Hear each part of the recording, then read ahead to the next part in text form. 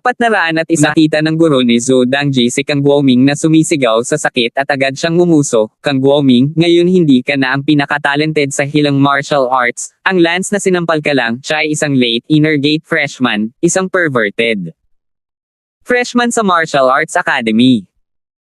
You early inner door, go entertain yourself while you're at it, I'll see how proud you'll be later. Nanlilisik ang mga mata ni Kang Guoming sa guro ni Zhou Dangji. Si Zhou Dangji ay abalang nagsabi kay Lance, kasamang estudyante na si Lance, kung si Kang Guoming ay magdudulot muli ng gulo sa klase sa hinaharap, kakailanganin niya ang iyong tulong upang sugpuin ito Sinabi ni Lance, Teacher Zhou, huwag kang mag-alala, kasama ako dito, walang maglalakas loob na manggulo sa klase. Bumalik si Lance kay Kang Guoming at kumaway, Hoy, si Kang Guoming na iyan, mabilis na maupo sa iyong upuan. Gracieux. Nakita ni Kang Guoming na si Lance ay agad na nagsasabi sa kanya kung ano ang gagawin, at siya ay nagalit. Nagsalubong ang mga kilay ni Lance at sinabing, Kang Guoming, ayoko ng 2 beses, bumalik ka na sa upuan mo ngayon, nangangahas ka pa bang gumawa ng gulo? Why should I listen to you? Umalis na si Kang sa classroom, kailangan niyang manahimik, nahihiya talaga siya ngayon. Yo-ho, mayabang pa rin. Agad na tumalon si Lance kay Kang Guoming, pinasyahan siya ni Lance sa harap ng buong klase ngayon. Naramdaman ni Kang Guoming si Lance na tumatakbo patungo sa kanya at agad na pinutol ng espada si Lance. Si Lance ay gumawa ng somersaulting leap at dinurog ang espada ni Kang Guoming sa isang palad gamit ang isang palad. Ang mas mataas na kaharian ay talagang makapangyarihan, si Lance ay maaaring hampasin si Kang Guoming hanggang mamatay ng isang casual na suntok at isang palad, at ang mas mataas na kaharian ay dumurog sa mga tao hanggang sa mamatay, hindi upang banggitin ang 2 kaharian. Bang! Sinuntok ni Lance ang tiyan ni Kang Guoming. Si Kang Guoming ay nanginginig sa buong katawan at hindi man lang makatayo. Hinawakan ni Lance ang tenga ni Kang Guoming at hinaila siya pabalik sa kanyang upuan. Gusto ni Kang Guoming na tumakbo, ngunit pagkatapos masuntok, wala na siyang lakas para tumayo.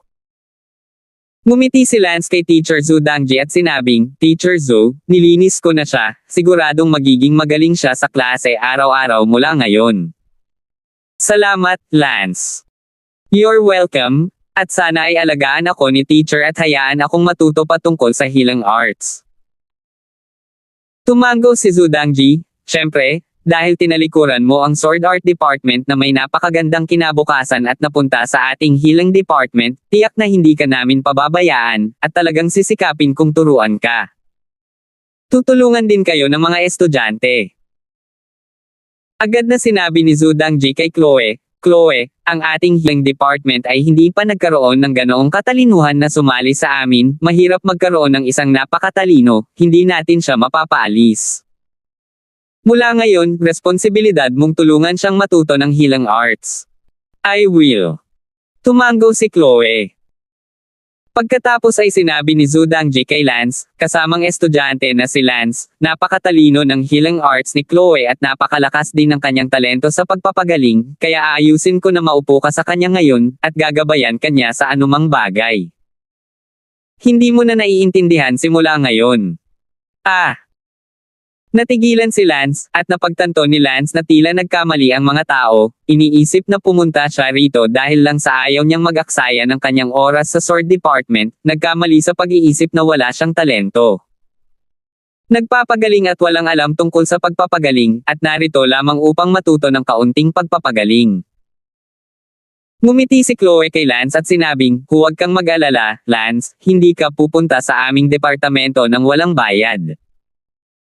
Ang iba pang mga mag-aaral ay nagsabi rin ng masigla, gayunpaman, Lance. Ang aming mga talento at medikal na kasanayan ay hindi maihahambing sa Changsun, ngunit tutulungan ka namin. Oh! Ngumiti si Lance at walang imak na tumango. Dahil ang kanyang talento sa martial arts ay natabunan ang kanyang liwanag sa kabilang banda. Hindi nagabalang magpaliwanag si Lance. Ngumiti si Zhou Dangji, kamang mag-aaral na si Lance, ngayon mangyaring maupo sa tabi ni Chloe, mula ngayon ay sa iisang mesa na kayo. Oh! Umpo si Lance sa tabi ni Chloe, na magalang na tumango kay Lance. Si Lance ay napaka-perwisyo sa martial arts, natural, gusto rin ni Chloe na magkaroon ng magandang relasyon sa kanya, kung sakaling maging top si Lance. Strongman in the future, she would also be considered to know a top strongman, baka pwede pa siyang humingi ng tulong sa kanya kapag may problema. Nakahiga si Kang Guoming sa mesa, hindi sa gusto niyang humiga, ngunit binugbog siya ni Lance. Galit na galit si Kang Guoming na gusto niyang samuka ng dugo nang makita niya ang buong klase na nagpapalayaw at nagpapasaya kay Lance. Nagpatuloy ang silid-aralan sa mga aralin sa mga pangunahing kaalaman sa medisina at kung paano maging isang manggagamot, kailangan mo munang maging isang makapangyarihang doktor. Hindi dinala ni Lance ang kanyang kwaderno at pumasok sa klase na walang dala dahil ang kaalaman na kanyang itinuturo ay masyadong mababa. Nang makita ni Chloe si Lance na walang dala at mukhang nakikinig siya sa isang makalangit na libro, lalo siyang nag-isip na si Lance ay walang alam tungkol sa pagpapagaling. Kung bakit siya nakapasok sa departamento ng pagpapagaling, ito ay dahil siya ay isang perverted henyo. Ang isang malakas na henyo ay hindi na nangangailangan ng pagtatasa, at pumasok upang kumilos bilang sikat din ang facade sa mga guro. Okay lang kung hindi mo maintindihan, ipapaliwanag ko sa iyo pagkatapos ng susunod na klase. Sabi ni Chloe kay Lance. Nagulat si Lance, hindi dahil hindi ito maintindihan ni Lance, napakasimple lang para hindi makinig, at mag-take notes. Naku, it's okay. It's also an honor for me to help a pervert genius like you. Ngumiti si Chloe, ang bawat kilos niya ay puno ng poster ng isang diyosa. Salamat. Bahagyang ngumiti din si Lance, kahit anong mangyari, tinulungan siya ng mga tao, kaya magpasalamat muna tayo. Sa totoo lang. Gustong sabihin ni Lance ang totoo, ang kanyang mga medikal na kasanayan ay talagang mahusay, hindi siya isang taong hindi marunong magpagaling. Gayunpaman, namula si Chloe at magalang na tumanggi ng may ngiti, huwag mong sabihin. Alam mo kung ano ang gusto kong sabihin. Tanong ni Lance Damon. Guessed it? Actually? Sinusundan mo ako, right? Natigilan si Lance. I've been named the hospital flower by some boring people, I already know this. You're a perverted freshman in martial arts, kung talagang pumunta ka dito para matuto ng healing arts, medyo hindi rin ako kumbinsido, at ikaw lang. Actually, again, wanting to confess, kaya naisip ko na siguro na sinusundan mo ako, at gusto mo rin akong habulin, di ba? Bahagyang ngumiti si Chloe, ngunit ang tono ay medyo malambot kaysa sa nang kausap lang niya si Kang Guoming. Hindi nakaimik si Lance, gusto niyang sabihin na alam din niya kung paano magpagaling, ngunit hindi niya inaasahan na humahabol ito sa kanya, napaka-narcissist. Ayaw magpaliwanag ni Lance, gayunpaman, magaling man siya sa medisina o hindi, wala itong kinalaman kay Chloe. Sabi ni Lance, ngayon lang gusto kang habulin ni Kang Guoming, ayaw mong umibig habang nag-aaral ka sa Martial Arts Academy, naiintindihan ko lahat iyon. Salamat dahil naiintindihan mo ko, ngunit huwag kang mag-alala, dahil nandito ka, hindi kita hahayaang pumunta sa healing department ng walang bayad, gagawin ko ang lahat para matulungan kang matutunan ang sining ng pagpapagaling. Sa abot ng aking makakaya. Huwag mo munang isipin ang ibang aspeto sa ngayon, okay? Good. Tumango lang si Lance, hindi alintana kung mali ang pagkakaintindi niya o hindi. 402. Nang matapos ang klase ng tanghali. Nagkusa si Chloe at sinabing, Lance, sabay tayong kumain sa tanghali, bibilhan kita, pumunta sa cafeteria ng departamento. Kakain ako kasama ang girlfriend ko sa tanghali, sorry. Pagtanggi ni Lance. May girlfriend ka na pala. Oo, Sally ang pangalan ng girlfriend ko. Ano, Sally? Narinig ko na ang pangalan niya, at isa rin siyang freshman courtyard flower, hindi pala, may girlfriend ka talagang courtyard flower. Ngumiti si Lance, magkasama na tayo simula pa bago tayo dumating sa Martial Academy. Oh, pero kung may girlfriend kang bulaklak sa ospital, bakit ka pumunta sa healing department at sinubukan mong gawin iyon sa akin? Ngumiti si Lance, Chloe, hindi mo naiintindihan, pumunta ako sa healing department para matuto ng kaunting healing, hindi talaga ako tumakbo papunta sa iyo. Namula ang buong katawan ni Chloe, narcissistic pala siya. Ayos lang, misunderstanding din kayo aalis na ako, hinihintay pa ako ng girlfriend ko na kumain sa harap ng Genius Restaurant. Ang isang segundo upang tandaan na basahin ang libro. Lumipad si Lance at lumipad papunta sa Genius Restaurant. Nakaramdam ng hiya si Chloe, at agad na pumunta sa cafeteria ng departamento kasama ang isang kaklase. Hindi naman sa ayaw niyang pumunta sa Genius Restaurant, ngunit wala siyang pera, at mas mura ang faculty cafeteria. Sa hapon, hindi pumunta si Lance sa departamento ng pagpapagaling, ngunit pumunta siya sa isang tahimik na lugar ng mag-isa para magsanay ng kanyang espada. Ang Dragon Descending Sword technique ni Lance ay handa nang umunlad sa panibagong antas bago dumating ang new student competition. Kinabukasan, nagpatuloy si Lance sa pagpunta sa healing department. Sa sandaling pumasok si Lance sa silid-aralan ng healing department, nakita niya ang isang lalaki na nagsabing, "Chloe, walang babaeng hindi ko makukuha, kaya mas mabuting isaalang-alang mo ito. Ano man ang pinagmula ng pamilya o ang aking personal na talento, ito ay sapat na para pantayan ka, huwag mo akong piliting magpakatoto." Sinabi ni Chloe, paumanhin, "Ayoko talagang umibig, mangyaring bumalik. Gusto mo talaga akong pilitin." Ako, Warren, ayoko ng masyadong verbose. Galit na galit ang lalaking iyon.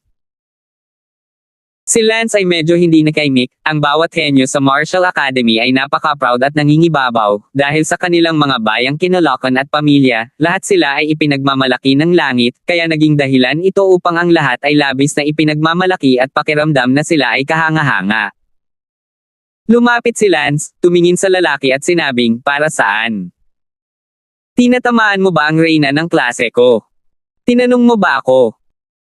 Tinitigan ng lalaking iyon si Lance at ngumuso, "Huwag mong hanapin ang sarili mong kamatayan." Itong tinatawag na Warren, late inner gate strength, ay talagang itinuturing na may talento, isa sa mga pervert na freshman, hindi nakakagulat na naglakas loob siyang lumapit at pilitin si Chloe na maging babae niya.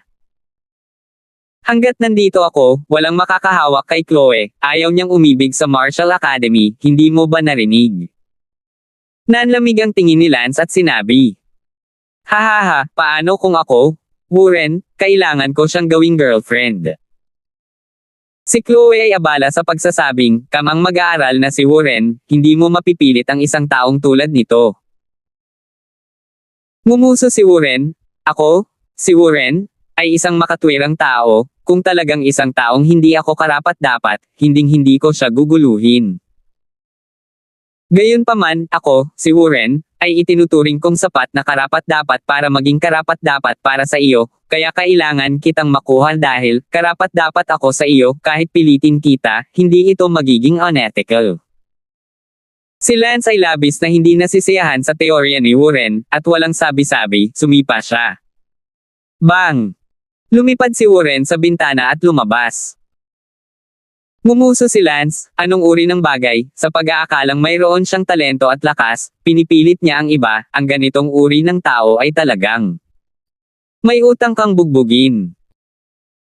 Sa oras na ito, isang talas ang nagmula sa bintana, sinaksak ni Warren si Lance gamit ang kanyang espada, ang kanyang husay sa espada ay tila napakaganda, ang talas ay nakalock sa kanyang puso. Nagulat si Lance, mukhang itong si Warren, ay talagang napakalakas, ang kanyang kakayahan sa espada ay napakahusay, hindi nakakagulat na gusto niya ang babaeng gusto niyang makuha. Gayunpaman, nagulat si Lance, ngunit sa kanyang kamay, bigla siyang naputol gamit ang isang slash. Pagpatay sa Diyos isang slash. Boom! Sabay-sabay na pumutok ang walang katulad na talim na si Chi kay Warren. Swoosh! Dang-dang-dang! Ang sword skills ni Warren ay napakatalino, at ang god-killing slash ni Lance ay isa-isa niyang sinira. Damn! Nagulat si Lance na nagawa niyang basagin ang kanyang god-killing one sword slash, tila si Lance ay kailangang lumabas na may mas malakas na lakas. Nagmamadaling umakyat si Lance. God of killing one slash, two slashes in one. Si Lance Saber ay umindayog, minsan lang niya itong inindayog, ngunit iyon lang ang ibabaw, sa katunayan ay hiniwa niya ng 2 beses sa isang hilera, nakatumbas ng 2 sa isa, doon. Kaso, mas malakas pa ang kapangyarihan ng kanyang God-killing one/cut. Wow! Ang hindi maihahambing na banayad na sword technique ni Warren ay biglang nasira, o ang kanyang sword technique ay hindi napigilan ang 2 laslas ni Lance sa isa.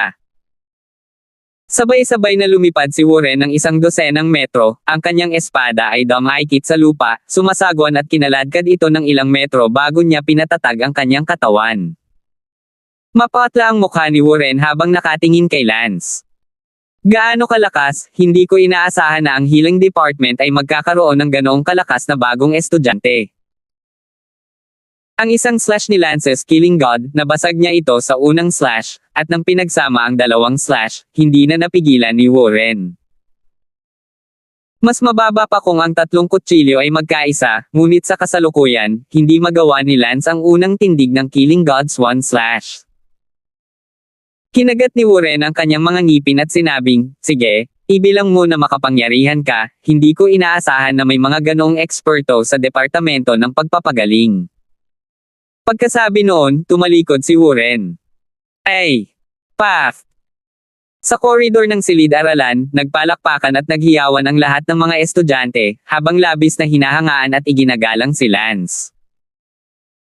Ngayon lang, alam nilang lahat na si Warren ay isang perverted freshman sa huling yugto ng Inner Gate, at ang isang kagat niya ay sapat na para mapantayan si Chloe, kaya napakalakas ni Warren, ngunit hindi nila inaasahan iyon.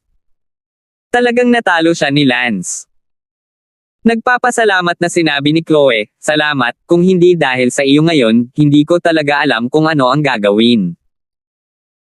Huwag kang ang magalang, kaya lang, ikaw ang bulaklak ng ospital, ngayon may hahabol sa'yo, kahit pilitin kang maging girlfriend, tapos natatakot ako na baka may mas malakas pa sa hinaharap. At maaaring may mas malakas pa, kahit pangalawa at pangatlong taon na nakatatanda. Ano ang mga plano mo? Tanong ni Lance, hindi maganda para sa isang babae na maging masyadong maganda. Ang babaeng napakaganda ay katulad ng anumang kayamanan ng lahat. Gustong magkaroon. Umiling si Chloe at bumantong hininga, "Hindi ko alam, bago ako dumating sa Martial Academy, hindi ko talaga inaasahan ito." Si Chloe ay mukhang nairita saglit. Ngumiti si Lance, "Hindi mo kailangang mag-alala masyado, dahil napakapalad mong nasa parehong klase mo, hanggat kaya kung maalis ang mga langaw, tiyak na tutulungan kita." "Salamat, Lance." Pasasalamat na sabi ni Chloe. "Bahala ka, kaibigan kita." "Ako rin, ikinararangal kong maging kaibigan ka, huwag kang mag-alala, sa hinaharap, gagawin ko ang lahat para tulungan ka sa pag-aaral ng hilang, bilang kapalit ng pagtulong mo sa akin na tanggalin ang mga langaw na iyon." Si magalang na sabi ni Chloe. 403. Oh! Ngumiti lang si Lance. Sa ngayon, si Kang Guoming na iyon, nang makita kung gaano kakuli ang lakas ni Lance, ay labis na nagseselos. "Damn! Itong si Lance ay may sakit, pumunta ka rito para magpanggap kung ano ang paghahambing, depende dito." Wala ako sa harap niya, itong si Pre-Neymen, wala ako sa harap niya. Dahil ang superiority ko sa martial wala na ang arts, kailangan kong sumikat sa healing arts, gusto kong maging pinakamakapangyarihang healer, at pagkatapos ay magiging superior din ako kay Lance, plus hindi ako mahina sa martial arts, wala lang si Lance sa harap ko. Habang nagpapantasya si Kang kung paano siya magiging toro sa hinaharap, pumasok ang isang estudyante. "Alin ang class president?" tanong ng estudyanteng pumasok. Tumayo si Chloe at sinabing, "Ako ang pangulo ng klase." Yuhu! Ang first year class president ng healing department ay ang sikat na bulaklak ng ospital. "Sino ka?" tanong ni Nagisa. "Ako ang second year class president ng healing department." "Oh, Senpei, ano ang nagdadala sa iyo sa aming unang taon?" tanong ni Chloe. "Ganito kasi, we have a very powerful divine doctor in the second year, bago siya pumasok sa Martial Arts Academy, sikat na ang medical skills niya sa buong mundo. Balita ko sa first year freshman mo, may alagad din si isang klase ng Ghost Hand Medical Saint na napakalakas din sa medical skills, maglakas loob ka bang mag-earn pike sa second year natin? Sabi ng senior na iyon. Unang URLM. Mabuti. Kung ganoon, mag-earn pike tayo sa tanghali sa tabi ng clinic sa likod ng healing department at ihanda ang iyong klase ng mga ONI healing students. Pagkasabi noon ay umalis na ang second year senior na iyon. Lumingon si Chloe at sinabi kay Kang Guoming, Kang Guoming, narinig mo ako, humanda ka, ang ikalawang taon ay mayroon ding napakalakas na manggagamot na gustong makipag-earn pike sa iyo, hindi lamang ito kumakatawan sa iyong karangalan, isinasaalang-alang din ito. Ang ating unang taon ng sama-samang karangalan. Sinabi ni Kang Guoming, ngayon alam mo na ba kung paano magmakaawa sa akin? What do you mean? Ikaw kasi ang hinahamon ng mga tao. Sige, ipapaalam ko sa ikalawang taon kung ano ang pangalan niya na banal na doktor ang aking husay sa tanghali. Sabi ni Kang Guoming, habang kasabay nito, sinabi ni Kang Guoming sa kanyang puso, pinasikat ko si Lance sa martial arts, now it's finally my turn to make a splash in medical arts, talagang aabusuhin ko ang tinatawag na divine doctor sa second year. Sa sandaling ito, sa ikalawang taon, lumapit ang pangulo ng klase sa isa sa mga lalaki at sinabing, ang presidente ng klase sa unang taon ay si Chloe talaga. Very well, pumayag ba ang alagad ng tinatawag na Ghost Hand Medical Saint sa klase nila na mag-earn pike ng medical skills sa akin? Pangako, Levi's, kapag oras na para sumikat ka, dapat kang mag-iwan ng magandang impresyon kay Chloe ang aming departamento ng pagpapagaling, hindi kailanman nagkaroon ng magandang babae, sa pagkakataong ito, narito ang isang kagandahan ng bulaklak sa ospital, ang pagkakataon na hawakan mong mabuti, baka siya ang iyong tao. Naabot mo na ang antas ng isang manggagamot sa ikalawang baitang, naniniwala ako na haangga ka ni Chloe kapag nakita niya kung gaano ka ka-Jose. Pangalawa ka pa lang. Taon, at naabot mo na ang antas ng isang master ng pagpapagaling sa ikalawang baitang, at maraming mga mag-aaral sa ikatlong taon ang hindi pa man lamang naging pangalawang baitang. Hehe. Tumawa si Levi's, ayaw niya talagang mag-earn pike healing kasama si Kang Guoming, ang disipulo ng Ghost Hand Healing Saint, front lang ito, ang layunin niya talaga ay ipakita ang sarili sa harap ni Chloe. Ang departamento ng pagpapagaling ay hindi pa nagkaroon ng ganoon kagandang babaeng estudyante, at bilang pinakamakapangyarihang estudyante sa ikalawang taon, tiyak na gugustuhin niyang kunin siya. Si Levi sa ikalawang taon pa lamang, ngunit ang kanyang pamamaraan sa pagpapagaling, na umabot sa pangalawa grade, ay mas makapangyarihan kaysa sa maraming mga nakatatanda sa ikatlong taon. Alam mo, kahit na ang guro sa unang taon, si Zudang Ji, ay isang manggagamot lamang sa ikaapat na baitang. Si Lance ay hindi sumama kay Sally, tutal, ang distansya sa pagitan ng mga gusali ng paaralan ng lahat, ang pagtakbo ng ganito araw-araw ay nakakapagod din. Sina Lance at Chloe at iba pa ay pumunta sa dining hall ng Department of Healing sabay kumain. Pagkatapos kumain, sa tabi ng klinika sa likod ng healing department, nagsimula ang PK. Si Kang Guoming, isang unang taon, at si Levi's, isang ikalawang taon, ay nakatayo sa magkabilang panig ng silid, bawat isa ay may kanya-kanyang klase sa magkabilang panig. Kang Guoming, go for it. Levi's, halika, F*6 sa unang taon. Sinong alagad ng Ghost Hand Medical Saint, hayaan siyang matikman ang kapangyarihan ng ating banal na Dr. Lee. Sumigaw din ang mga estudyante sa unang taon, Kang Guoming, ipakita mo ang kakayahan ng iyong master. Si Lance at Chloe ay tumayo ng magkasama na may mga ngiti sa kanilang mga labi, parang ang dalawang tanga ay peak mababang antas ng medikal na kasanayan, ang kanilang pakay, silang dalawa ay si Chloe, dahil napansin ni Lance na ang ikalawang taon ay sumulyap si Levi's kay Chloe paminsan-minsan, kaya sa isang sulyap, alam niyang gusto niyang ipakita ang kanyang sarili sa harap ni Chloe, hindi banggitin si Kang Guoming. Ikaw ang disipulo ng Ghost Hand Medical Saint, Kang Guoming. Sabi ni Levi's ng ikalawang taon. Napabuntong hininga Kang Guoming, oo, ako nga, Senior Levi's, nabalitaan ko na ikaw ay isang sikat na doktor sa buong mundo bago ka pumasok sa Martial Academy, bakit hindi kita narinig? Kang Guoming, ipaparinig ko sa'yo ngayon. Umuwang ang mga sulok ng bibig ni Levi's, at natawa siya sa kanyang puso. Bastos, sa tingin mo ay interesado akong mag-earn pike ng medikal na kasanayan sa iyo, ako ay ginamit ka lang bilang stepping stone para ipakita ang sarili ko sa harap ni Chloe. Tanong ni Kang Guoming, paano mo gustong mag-earn pike? Sinabi ni Levi's, may isang pasyente dito na may mahirap at komplikadong sakit, ihambing natin at tingnan kung sino ang may mas mahusay na paraan ng paggamot.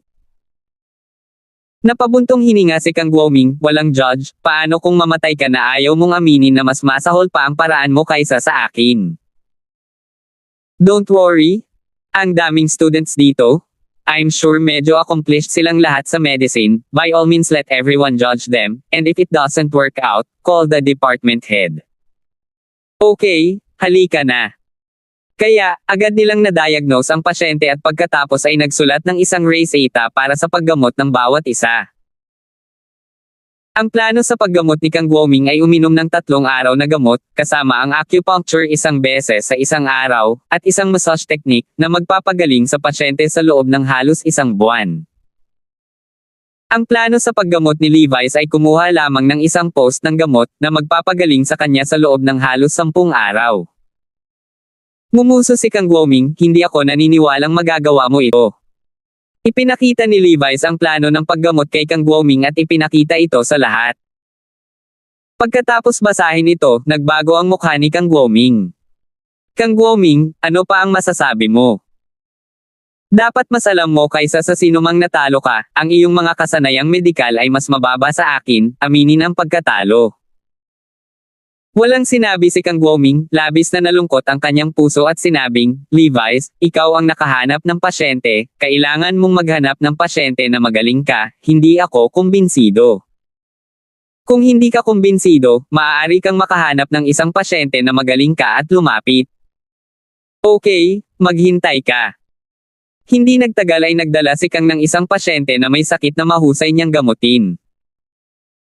Sa likod ng healing department, mayroong isang espesyal na klinika kung saan mayroong iba't ibang mga pasyente araw-araw.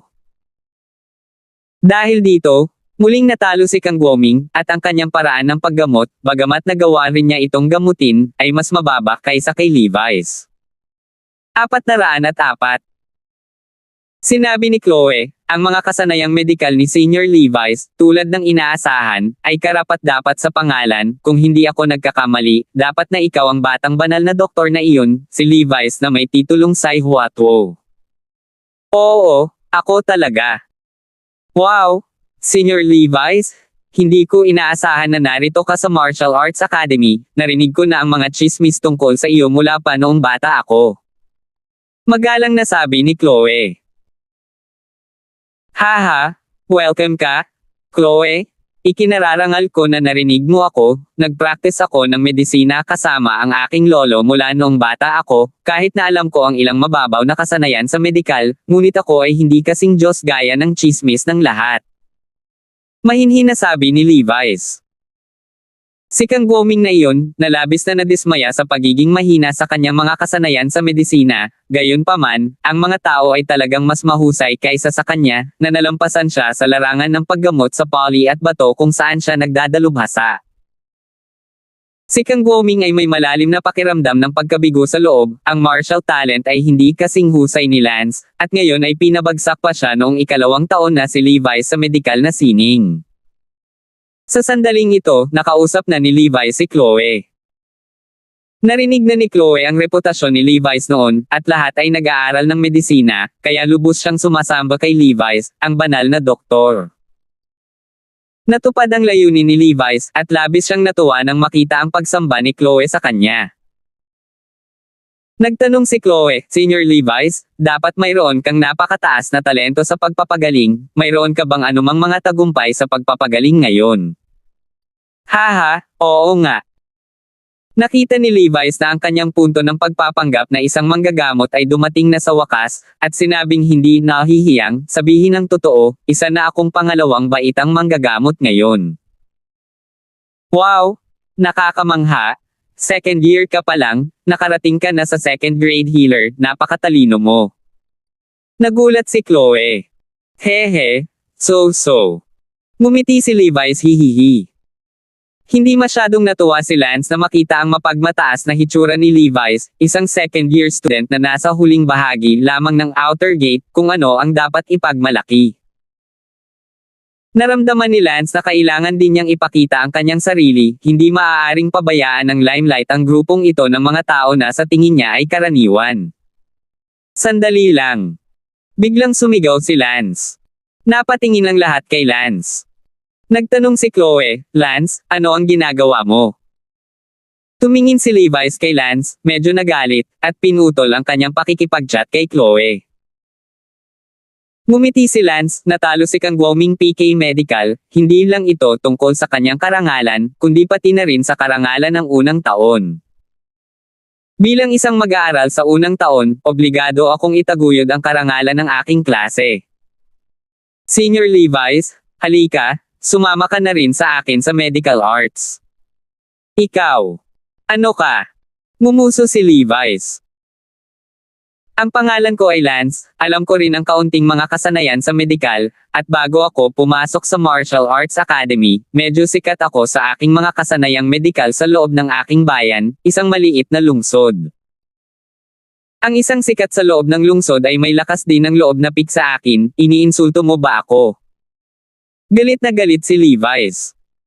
Si Chloe ay abala sa pagsasabing, Lance, marunong ka ring magpagaling, ha?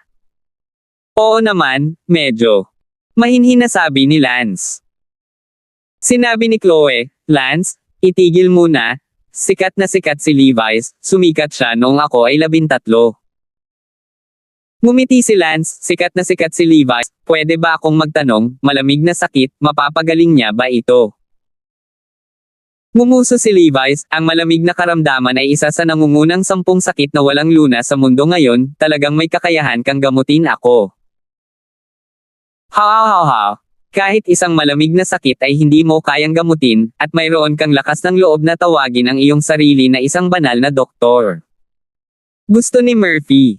Umuungol si Levi sa galit. Truth be told, nakapagpagaling na ako ng cold case, syempre, believe it or not that's your business. Yung 2 pasyente na ngayon mulang ni Kang Guoming PK, ang plano ko sa paggamot ngayon ay hindi ko na kailangang kunin. Gamot o iniksyon, 5 minuto lang ang kailangan para gumaling. Ay po, mouth breathing. Napabuntong hininga si Levi's. Agad na kinuha ni Lance ang 2 pasyente na kagagaling lang. Kayong 2, humiga kayo, magkatabi, at sabay-sabay kong gamutin ang kaliwat kanang kamay ko. Kaya, sa buong pagtingin ng lahat, tinusok ni Lance ang isang karayom sa kanyang kaliwang kamay at isang karayom sa kanyang kanang kamay, at binigyan ng 2 tao ng mga karayom sa parehong oras. Nangangailangan ito hindi lamang ng napakataas na pamamaraan, kundi pati na rin ng napakalakas na distraction. Kontrol sa utak ng 2 kamay para gumawa ng magkaibang bagay. Ang karayom na hawak sa kaliwang kamay ay tumusok sa likod ng pasyente, at ang karayom na hawak sa kanang kamay ay tumusok sa ibabang tadyang ng pasyente, lahat ng sabay-sabay. Pagkalipas ng 5 minuto, inilabas ni Lance ang karayom at sinabing, sige, gumaling na kayong lahat, gayunpaman, medyo mahina ang katawan mo, normal lang ito, bumalik ka at matulog ng mahimbing at magiging maayos ka. Nagpasalamat ang 2 pasyente, sabi ng isa, salamat, kaklase, maraming salamat talaga. Sabi ng isa pang pasyente, salamat, ibigay mo sa akin ang numero ng bank card mo, gusto kong tumawag sa iyo ng 100 milyon bilang gantimpala. Napakayaman. Ang 2 pasyenteng ito, na parehong mayaman sa labas, ay nagkasakit ng malubha, kaya pumunta sila sa Marshall Island para magpatingin sa doktor. Ang mga mahihirap ay kadalasang hindi nakakapunta sa Marshall Island, hindi man lang makabili ng tiket sa eroplano. Napatulala ang lahat, talagang pinagaling ni Lance ang 2 pasyente na may mahihirap na sakit ng sabay sa loob ng 5 minuto. Imposible iyan, dapat Thor. Umungol si Levi's. Ngumuso si Lance, ang isa sa mga pasyente ay natagpuan mo at ang isa ay ni Kang Guoming, kinuha mo ba ako ng 2 ta? At ngayon lang sila nagkasakit, at ngayon sila ay gumaling at buhay, at ang katotohanan ay nariyan para sa lahat. Para makita. Levi's, ang aking mga kasanayang medikal, mas mataas o mas mababa kaysa sa iyo. Magsalita para sa iyong sarili. Sa sandaling iyon, isang boses ang lumabas, hindi na kailangang pagdudahan ito, ang kanyang mga kasanayan sa medisina ay mas mababa kahit sa aking sarili. Napatingin ang lahat sa lugar kung saan nanggaling ang boses, at ito ay ang department head. Direktor. Lumapit ang department head at sinabi kay Lance, napamangha na ako ng iyong mga medikal na kasanayan noong araw na iyon nang punan ang pagtatasa ng voluntaryo, at ang makita kang muling gumanap sa mga ito ngayon ay mas lalo akong napahanga. Natatakot ako na mahirap makahanap ng sino man sa mundo ngayon kung sino ang mas sanay kaysa sa iyo, hindi man lang sa mga miracle doctors na kilala ko. Nga pala, sinabi mo lang na gumaling ka ng isang kaso ng sipon, totoo ba iyon? Nang marinig ng lahat ang sinabi ng department head, lahat sila ay bumuka ang kanilang mga bibig sa hindi makapaniwala. Ngumiti si Lance at sinabing, Direktor, kung gusto mong matuto, tuturuan kita malamig na sakit, talagang madali itong gamutin. Sa oras na ito, nag-aatubili si Levi's na sabihin, Direktor, hindi ka ba talaga nagbibiro? Lumingon ang pinuno ng departamento at sinabi kay Levi's, magbibiro ba ako, ang pinuno ng departamento? Huwag mong sabihin, hindi ka dapat banggitin kahit pahayaan mo ang iyong lolo. Kang Guoming, huwag kang malungkot, ang iyong master, ang Ghost Hand Medical Saint, ay sikat, ngunit natatakot ako na hindi siya kikibo sa harap ni Lance. Ano? Ang katawan ni Kang Guoming ay nanginginig ng kaunti, ang mga medikal na kasanayan ni Lance ay napakalakas. Hindi talaga alam ni Chloe kung ano ang sasabihin sa sandaling ito, parang panaginip lang, napakataas ng kasanayan ni Lance sa martial arts, ngunit kahit ang kanyang mga medikal na kasanayan ay napakataas na hindi ito kapanipaniwala.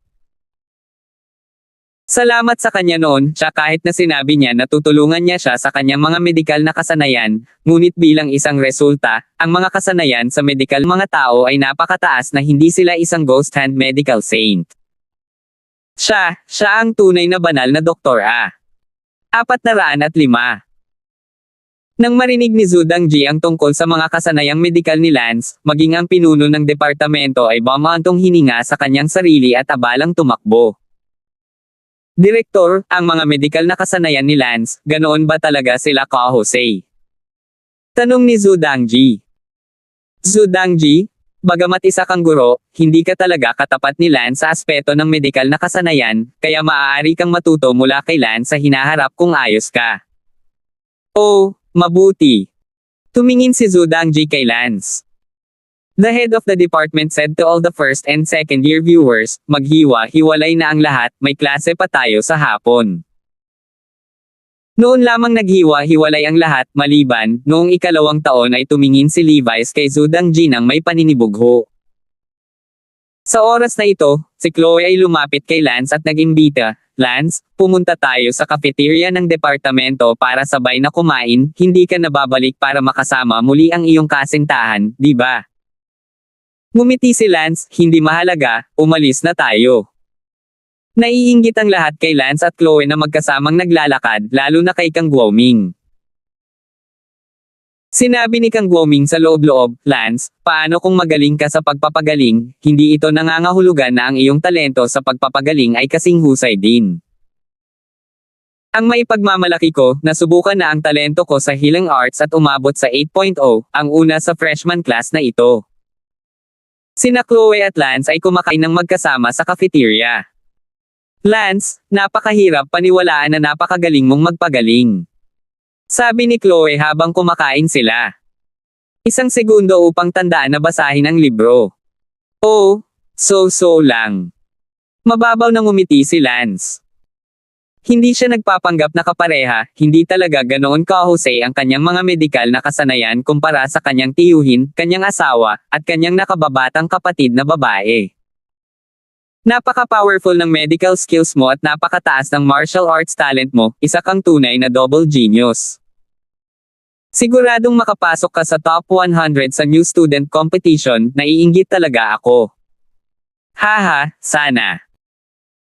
Tumawa si Lance, pero hindi iyon ang nasa isip niya. Ang goal ni Lance ay maging number 1, buti na lang hindi pa nangyari, hindi na nag-abala si Lance. Sabihin mo na, baka masabing nagyayabang siya. Nagtanong si Chloe, nga pala, pumunta ka na ba para subukan ang healer talent? Masusubok din ba ang healer talent? Sinabi ni Chloe, syempre maaari kang mag-test bago mag-enroll. Ang bawat estudyante na pumupunta sa healing department ay may pagsusulit. Kung ang halaga ng pagsusulit ay mas mababa sa 1.0, kung gayon ang guro ay magmumungkahi ng pagbabago ng mga departamento. Naku, hindi ko alam yun. Sabi ni Lance Damon. Hindi bale kung hindi mo pa nasubukan, ang galing mong magpagaling, dapat hindi mababa ang talent value mo.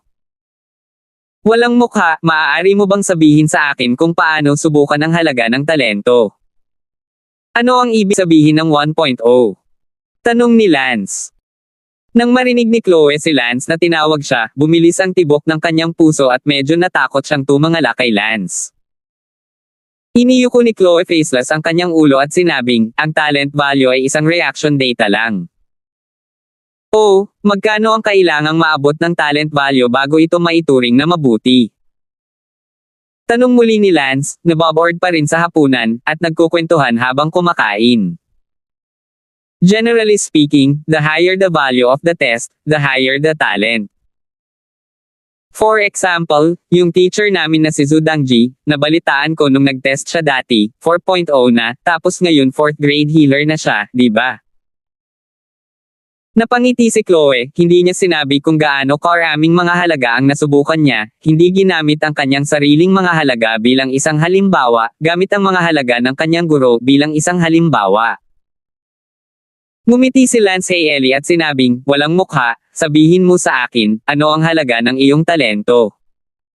Hehe, huwag mo akong pag-usapan. Nahihiyang ngumiti si Chloe. Say, mataas ba ang talent value mo? You don't dare. O is it very low? Noon lang ngumiti si Chloe, sige, 7.0 ang talent value na nasubukan ko noong araw na iyon, sabi ni Chloe, na nakakaramdam pa rin ng pananibik sa loob, isang talent value na 7.0, na lumampas sa 4.0 na guro sa Zudangji, kahit na ilang araw na ang nakalipas mula nang mangyari ito, nasasabik pa rin si Chloe. Haha, hindi nakakagulat na wala kang lakas ng loob na sabihin ang iyong talent value, ito ay napakahusay, hindi masama, nangangahulugan ba ito na ikaw ay magiging isang ikapitong baitang healer sa hinaharap? Tanong ni Lance. Napangiti si Chloe na humihingi ng paumanhin, ito ay isang numerical value lang, kung talagang aabot ito sa ikapitong baitang sa hinaharap, who knows? Malalaman ko ang sagot sa pagtingin sa iyong ngiti. Hehe. Masayang tumawa si Chloe at sinabing, susubukan mo rin ito sa ibang araw, ang lugar ng pagsubok ay nasa Healing Department Research Building ng Marshall Academy. Napakataas ng iyong kakayahan sa pagpapagaling, sigurado ako na ang iyong mas malakas pa ang talent value kaysa sa akin. Sabi ni Lance, hindi naman talaga totoo iyon, ikaw ba ang may pinakamataas na talent value sa klase? Hindi totoo yan, ang talent value ni Kang Guoming na 8.0 ay medyo mas mataas kaysa sa akin, ako ang pangalawa sa pinakamataas na talent value sa freshman class na ito. Naku, nakakabilib din, congratulations, siguradong magiging 7th grade healer ka in the future.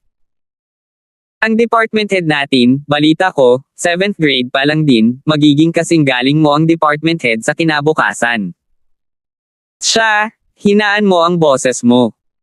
Namula si Chloe, napahiya, ngunit ang kanyang ngiti ay halatang puno ng kilig. Sa mundong iyon ni Lance, walang ganoong propesyon bilang manggagamot, kung hindi, tiyak na walang alam si Lance tungkol sa mga manggagamot. Pagkatapos ng tanghalian, nagtanong si Chloe, mayroon pang 2 oras bago ang klase sa hapon, ano ang gagawin mo? Masayang-masaya si Chloe na kausapin si Lance, at gusto niyang ipagpatuloy ang pakikipag-usap sa kanya, hindi pa niya ito nagawa sa isang lalaki, marahil ay dahil hinangaan niya ang kakayahan ni Lance sa pagpapagaling.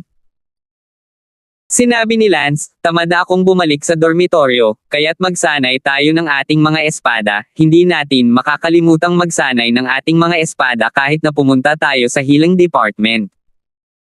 Kung ganoon ay magsasanay din ako ng aking espada. Mabuti.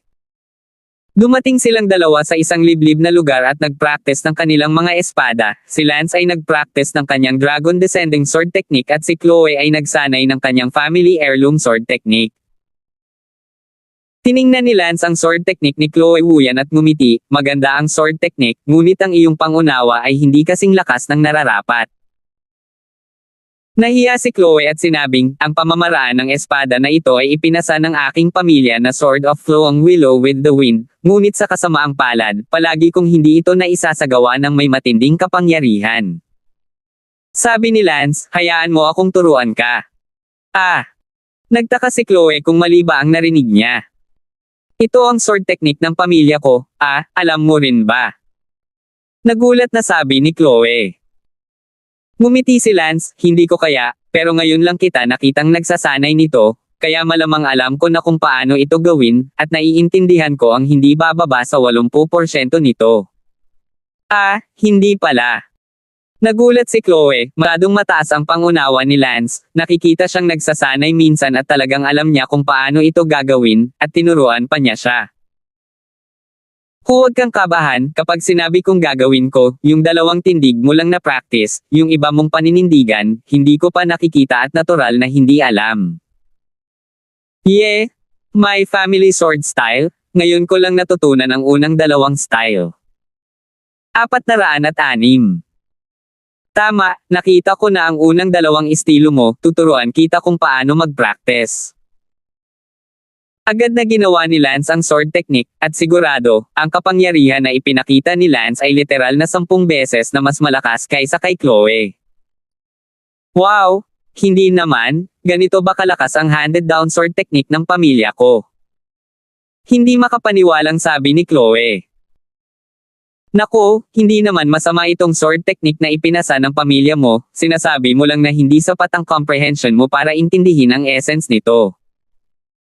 Siyempre, hindi ko naman sinasabing mahina ang comprehension mo, nasa loob ka na ngayon.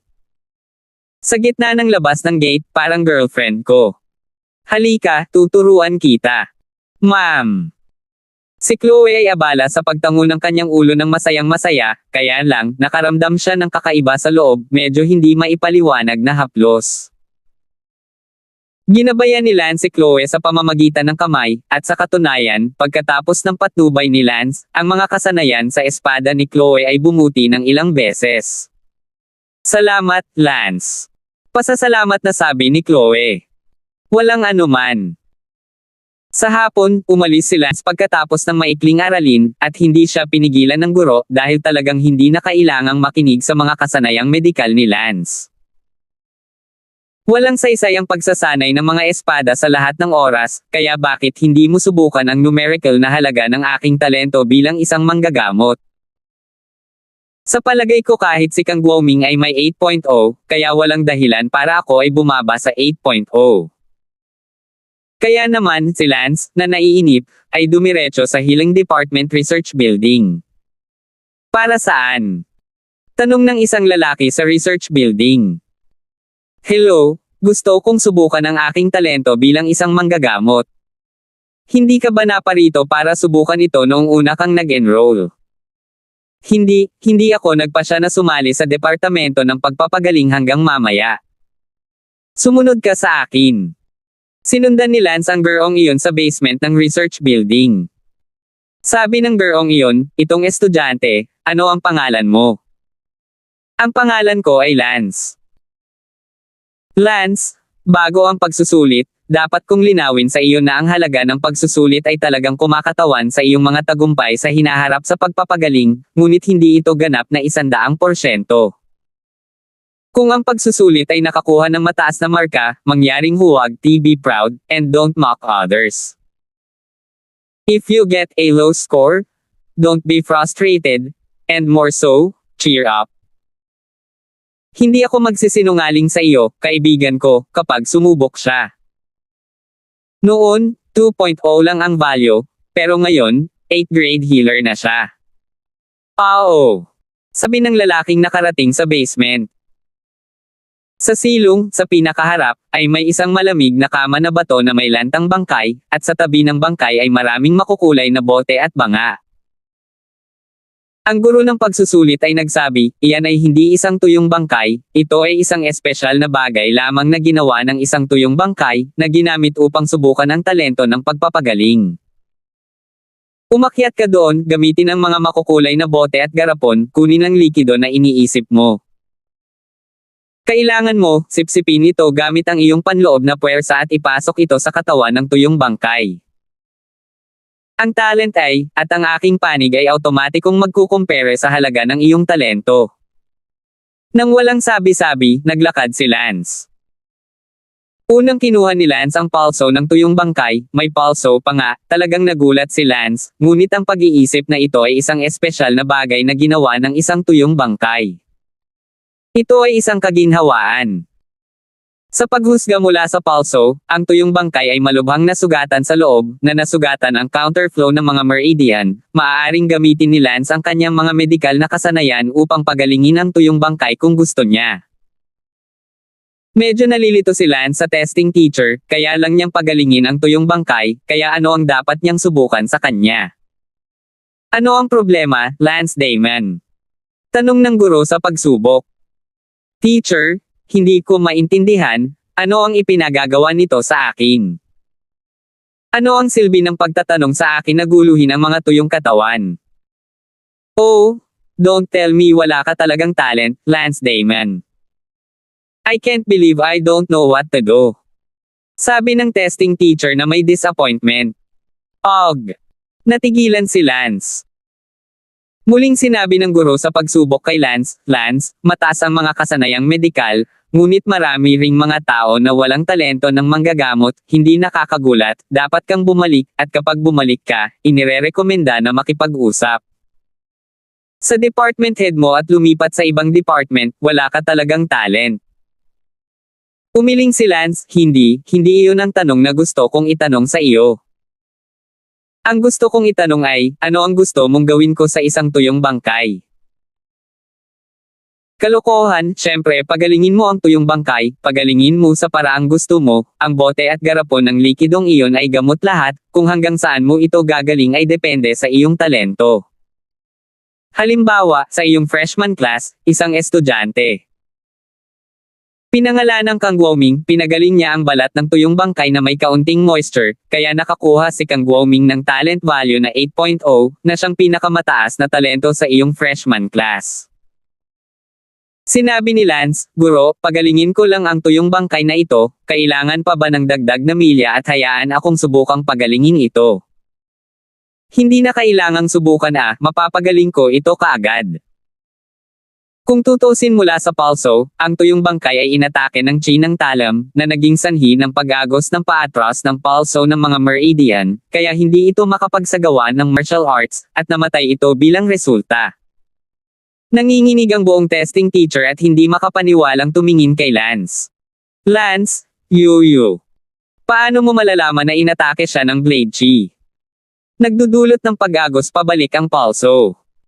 Tanong ng guro sa pagsubok na may gulat na mukha. Pinaikit ni Lance ang kanyang mga mata, hindi mo ba sinabi sa akin na subukan ang pagpapagaling sa dryad? Hindi ko na kailangang subukan, hinusgahan ko ito kaagad. Imposible iyon, hindi ka pa nakakapag-aral ng hilang, paano mo nalaman ang hilang? Gulat na tanong ng test teacher, natukoy ni Lance ang problema ng pinatuyong bangkay ng tumpak, ibig sabihin, si Lance ay manggagamot na Nagulat si Lance sa tanong ng guro sa pagsusulit, kailan pa marunong gumaling si Lance? Anong pinagsasabi mo, teacher? Hindi ako marunong magpagaling kaya nga ako naparito para matuto ng hilang Umiling ang guro sa pagsubok, imposible, kung hindi ka manggagamot, hindi mo masasabi kung ano ang mga pinsalang natamo ng tuyong bangkay, ngunit ikaw, hinusgahan mo ito ng isang beses, ibig sabihin, ikaw ay isang manggagamot, Lance, nagpapanggap ka pa nga bilang isang manggagamot. Ano pa ang silbi ng pagsubok kung manggagamot ka na? Hinawakan ni Lance ang kanyang ulo at ngumiti, "Guro, hindi talaga ako manggagamot kung hindi ay napunta ako para malaman kung ano ang healing arts. Tungkol naman sa tanong mo kung bakit ko nagawang hatulan ang tuyong bangkay na ito, bilang isang doktor, hindi ba iyon isang piraso ng cake? At, hindi ako magsisinungaling sa iyo, malulunasan ko ang ganitong uri ng problema sa loob ng ilang minuto. At ginagamot ito ay hindi kilala. Pagkatapos ay subukan mo ito." Si Lance ay hindi nagsalita ng walang kaparirikon at agad na naglabas ng isang pilak na karayom, tinusok ang tuyong bangkay, at pagkatapos ay ginamit ang kanyang panloob na puwersa upang ihatid ito. Ito ay isang sapat na simpleng pamamaraang medikal. Hindi nagtagal, ang palso sa tuyong bangkay ay dumaloy pabalik.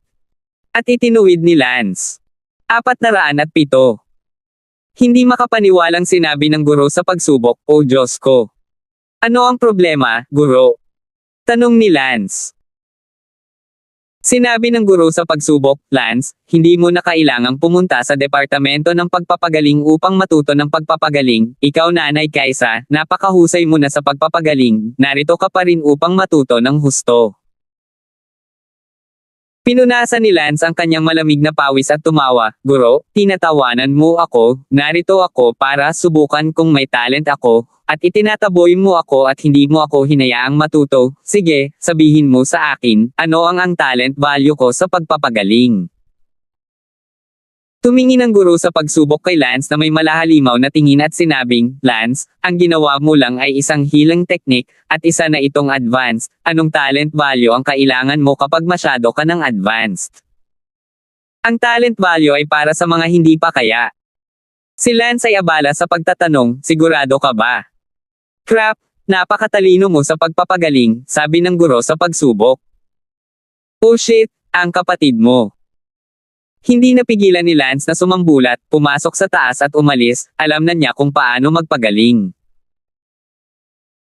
Hindi nakakagulat na sinabi ni Lance na sa kanyang nakaraang buhay, walang ganoong propesyon bilang isang manggagamot, hindi dahil wala ito, ngunit sa kanyang mundo, ang mga sining ng pagpapagaling ay kasama ang mga sining ng pagpapagaling ng mundong ito kasama ng mga medikal na sining.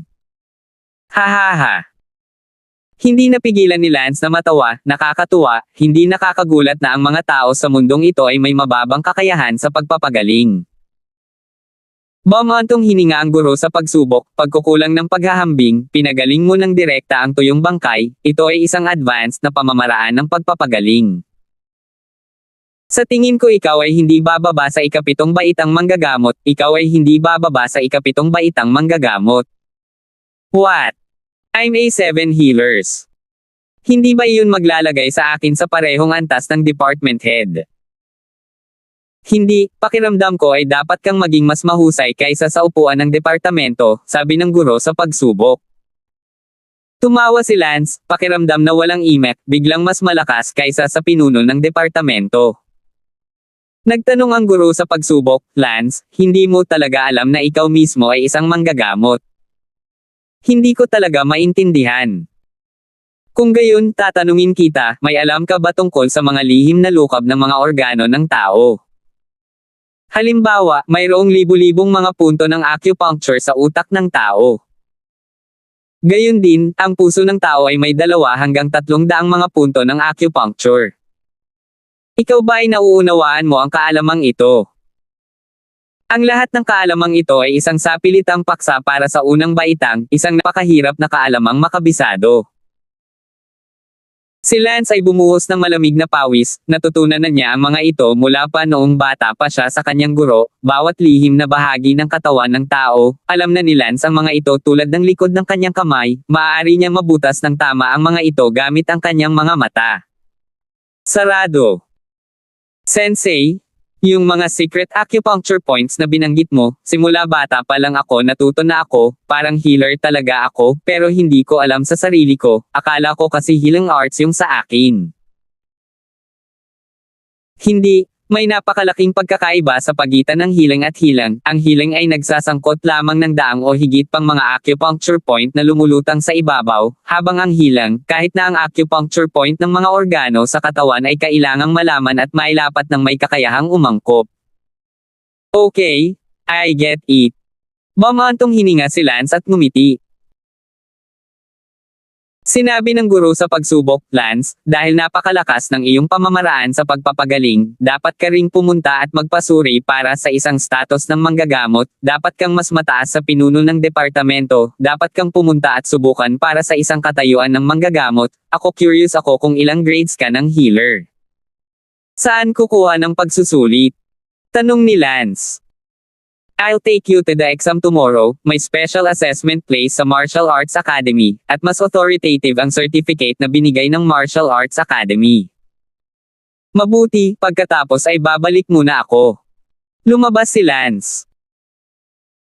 Sa sandaling iyon, sumigaw ang guro sa pagsubok kay Lance, Lance, tandaan mong pumunta sa akin bukas ng umaga, dadalhin kita para magpasuri para sa isang healer status. Napakagaling mo, dapat kang magpasuri para sa isang healer status. Mabuti. Muling tumango si Lance, ang kanyang puso ay medyo hindi makapagsalita, para subukan ang kanyang talento, at bilang isang resulta, ito ay naging isang pagtatasa ng healing master status, at may posibilidad na siya ay mas advanced kaysa sa ang department head. Si Lance ay lasing din nang maisip niya ito. Pagkatapos ng klase, pumunta si Lance sa harapan ng gusali ng Sword Art Department, naghihintay na makalabas si Sally sa paaralan. Lance. Hindi nagtagal, lumabas si Sally. Sally Brown, bakit ngayon ka lang nakakalabas ng school? Ano ang pinag-aaralan nyo araw-araw? Tanong ni Lance. Araw-araw na lang nag-practice ng espadahan, nagkakaroon ng class ranking match, nag-iisip na mag-improve ng konti araw-araw, lampasan ng mga kalaban na nag-chotchopero sa isa't isa, yun nga, paulit-ulit, walang itinuturo ang teacher kahit kanino. Dahil bawat isa sa atin ay may kanya-kanyang espada. Hindi ba nakakatamad? Para sa pinakamalakas na tao, nakakatamad talaga na walang kalaban-laban sa klase. Halimbawa, sa klase ko, may isang batang lalaki na nagngangalang Li Jia Liang, siya ang pinakamalakas sa klase, late inner class, dapat siya ang pinaka-boring sa ang klase na walang kalaban-laban. Gayunpaman, siya ay may isang guro bilang kanyang kasosyo, at siya ay inaabuso din ng guro. Ano ang tungkol sa iyo guys? Ano ang hitsura ng sistema ng pagpapagaling? Narinig ko na ang healing ay parang high school lang, na may maraming pag-aaral at pagsasaulo ng maraming mga libro, oo. Medyo, sa katunayan, ang sining ng pagpapagaling ay isa na mas advanced kaysa sa mundong ito. Itinuro ni Sally, kung gayon kailangan mong seryosohin itong pag-aralan. Ngumiti si Lance, hindi na kailangan, lubusan kong naiintindihan ang tinatawag na healing arts ng mundong ito ngayon. Lumalabas na ang healing arts, dagdag healing arts sa mundo ay ang healing arts ng mundo ko. At ako, nakakagulat, alam ko na ang healing arts, at ako man lang ay isang healer sa ikapitong baitang. Hindi naman, tama. Nagulat si Sally. Nabigla din ako sa kamatayan nang malaman ko ang katotohanan ngayong hapon, naisip ko na ang pagpapagaling ay isang bagay na napaka-advance, ang paglalaro nito ay isang pamamaraan lamang ng pagpapagaling na alam ko na kung paano gawin. Kung ang aking sifu, tiyuhin, kapatid na babae at yung iba nagpunta dito, tapos lahat sila mas magagaling na manggagamot kaysa sa akin. Natahimik din si Sally para sa isang kaawa-awang bagay. Si Lance ay medyo nadismaya sa loob, gusto niyang matuto ng isang kaalaman at naisip na ang healing art ay isang malalim na kasanayan, ngunit ito ay hindi hihigit sa isang healing art na natutunan na niya. So ngayon alam na ng lahat na alam mo na talaga ang healing arts. Tanong ni Sally. Maliban sa pagsubok na guro na iyon, walang dapat makaalam. Kung gayon sasabihin mo ba sa mga kaklase at guro mo? Hindi nila malalaman kung gaano sila magugulat kung malaman nilang isa ka ng makapangyarihang manggagamot. Pag-usapan natin ito mamaya, pupunta ako at susuriin ko muna ang isang healing master identity na darating bukas. Kinagabihan, nagpunta muli sina Lance at Sally sa Genius Restaurant para sa hapunan, at pagkatapos ng hapunan, naglakad-lakad sila sa mga landas ng Martial Arts Academy na magkahawak kamay at nag-e-enjoy sa oras ng date ng mag-asawa. Hindi nagtagal sa paglalakad, bigla silang nakakita ng isang bagay na nanginginig sa ilalim ng isang maliit na puno sa isang klase sa unahan. Siya! Tinapin ni Lance ang bibig ni Sally at sinabing, huwag kang pumunta doon, may mag-asawang gumagawa niyan sa mga palumpong. Natigilan si Sally. Naglakad sila sa kabilang direksyon, ngunit, sa hindi kalayuan, nakita nila ang isa pang mag-asawang naghahampas sa ilalim ng bato. 408. Bakit napakagulo ng Martial Arts Academy? Nanlumo si Sally. Ngumiti si Lance, kumakain ng asterisk, din. Ang lahat ay nasa ganitong edad, ang Martial Arts Academy ay walang dapat libangin, ang mga taong nagsasanay ng martial arts ay malalakas at makapangyarihan, hindi ito pinaglalaroan ng mga mag-asawa. Oh! Namula si Sally. Nakangiting tanong ni Lance, Sally Brown, kailan natin gagawin ang bagay na iyon? Medyo na-miss ko to. Nanginginig si Sally Brown, hindi pangkaraniwang kinakabahan. Ayos lang, maghihintay ako. Hindi. Pagkatapos ano? Ibinaba ni Sally ang kanyang ulo na may pamula ng mukha at sinabing, hindi ko sinabing ayaw ko, gayon pa man, kayong mga lalaki ang magpapasya sa mga bagay na iyon, bakit kailangan ninyo akong tanungin? Sally? What do you mean? My decision. Tuwang-tuwang tanong ni Don, tutal lalaki rin naman siya, at paminsan-minsan ay nagpapantasya rito. Manam. Ibinaba ni Sally ang kanyang ulo sa kahihiyan at marahang napamura. Isang segundo upang tandaan na basahin ang libro. At paano kung magdesisyon akong mamayang gabi na lang? Tanong ni Lance Damon. Sobrang urgent. Sabi mo ako ang magdedesisyon para sa sarili ko. Yan. Jeez, ikaw ang magdesisyon para sa sarili mo, huwag mo akong tanungin, wala akong alam. Hinawakan ni Lance si Sally sa baywang at ngumiti, kung gayon, napagpasyahan na, ngayong gabi. Manam. Bamulong si Sally sa dibdib ni Lance. Where te? Your dorm or my dorm? Tanong ni Lance. Huwag ka nang pumasok sa dorm, hindi magandang malaman ng mga kasama mo. Ano bang kinatatakutan mo, mag-isa lang tayo sa isang kwarto. Nakakarinig din yan ng boses, nakakahiya.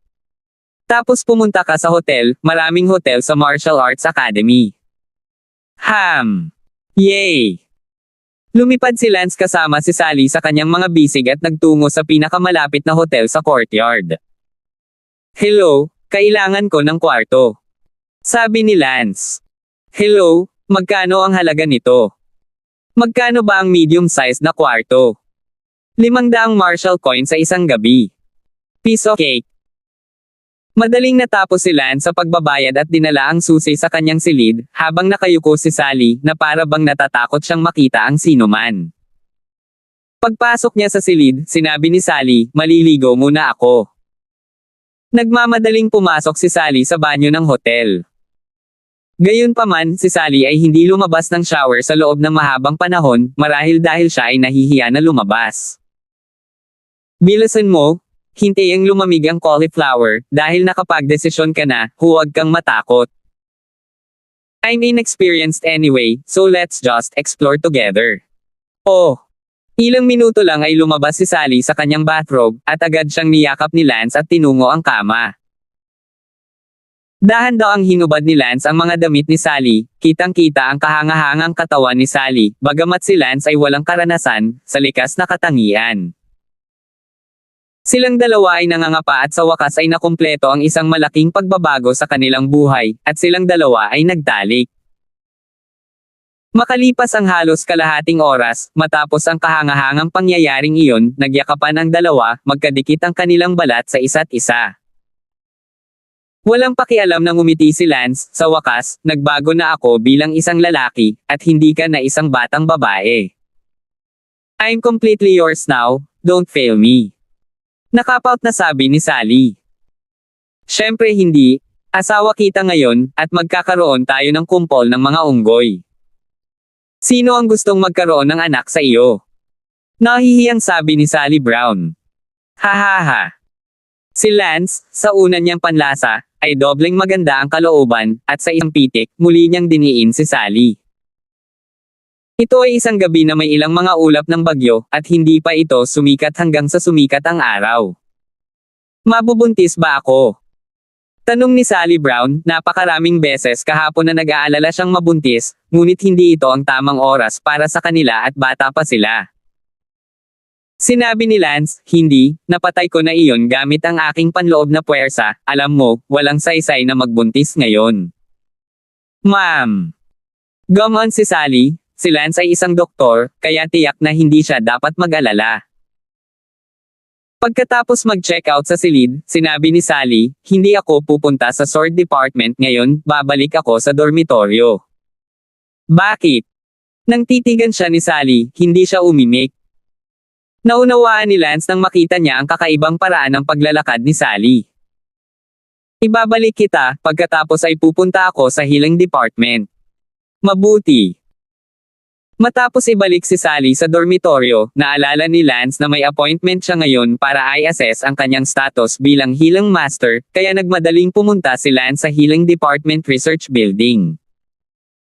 Lance, dumating ka na sa wakas, matagal na kitang hinihintay. Teacher, bakit mo ako hinintay? Lance, hindi na kailangang maging magalang sa akin, sa katunayan, tawagin mo lang akong Zuhan, napakalakas ng iyong healing technique, ang iyong katayuan ay dapat nakatumbas ng sa akin. Ah, Guru Zuhan, manggagamot ka rin ba? Kalokohan, hindi ako magsisinungaling, 9th grade healing master ako, isang propesor sa healing department ng Martial Academy. Wow! Ang galing mo, Professor Zuhan. Ngumiti si Zuhan, hindi ka rin masama. Go, bilasan mo at mag-test, hindi na ako makapaghintay na malaman ang level mo sa umaga. Pero who knows, huli ka na. Hehe, sorry, umaga ko lang naalala. Ngumiti si Lance hihihi, siguro kasi sobrang saya niya kasama si Sally kagabi at nakalimutan niya lahat. Hindi na ako makapagpigil, gusto kong malaman kung anong antas ng pagpapagaling mo, at kung mas magaling ka sa akin lahat. Sabi ni Professor Zuhan. Hindi mahalaga. Walang interes si Lance sa kung gaano karaming grado siya ng healer, dahil kahit gaano pa siya karaming grado, ang kanyang mga kakayahan sa pagpapagaling ay hindi maikukumpara sa kanyang guro at tiyuhin.